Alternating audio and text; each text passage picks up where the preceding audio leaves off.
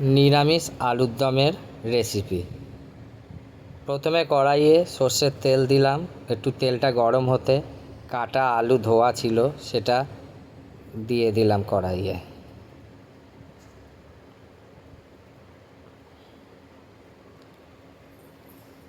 একটু লাল লাল করে আলুটাকে ভেজে নেব এবং সাথে একটু নুন আর হলুদ দিয়ে দেব।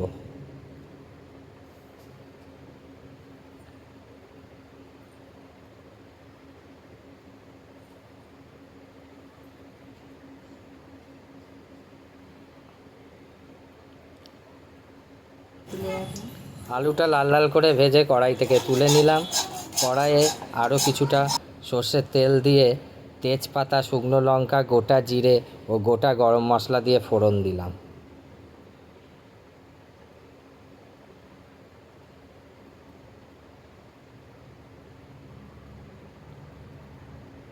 ফোড়নটা একটু ভাজা ভাজা হলে কাটা টমেটো রাখা ছিল সেটা দিয়ে দিলাম কড়াইয়ে।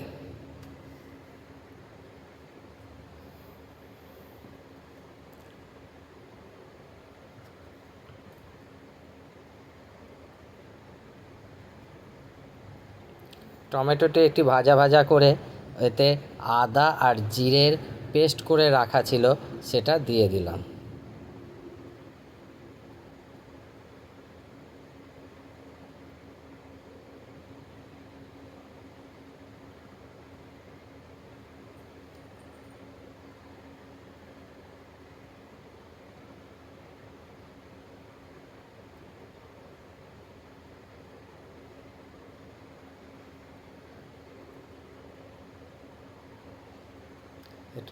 পরিমাণ মতো লাল লঙ্কার গুঁড়ো, হলুদ গুঁড়ো পরিমাণ মতো,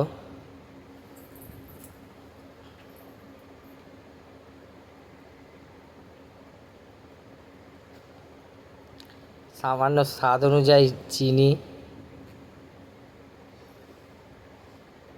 যেহেতু নিরামিষ আলুর দম একটু মিষ্টি ঝাল হলে ভালো লাগে।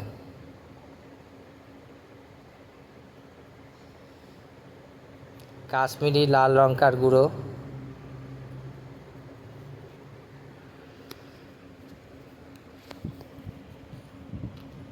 দিয়ে মশলাটাকে একটু কষিয়ে নেওয়া হচ্ছে।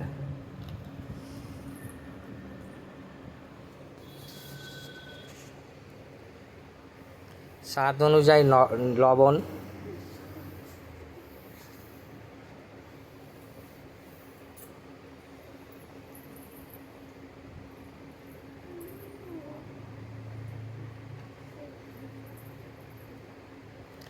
মশলাটা একটু কষা কষা হওয়ার পরে একটু জল দিয়ে দিয়ে কিছুটা কষিয়ে নেওয়া হচ্ছে মশলাটাকে।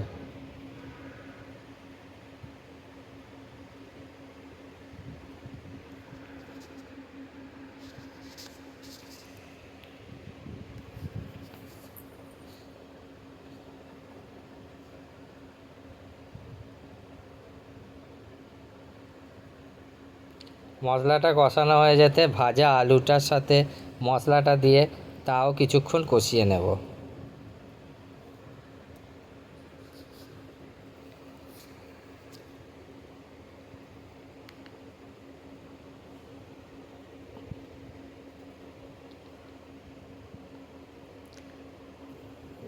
গোটা কাঁচা লঙ্কা দিয়ে দিলাম কিছুটা আমাদের স্বাদ অনুযায়ী।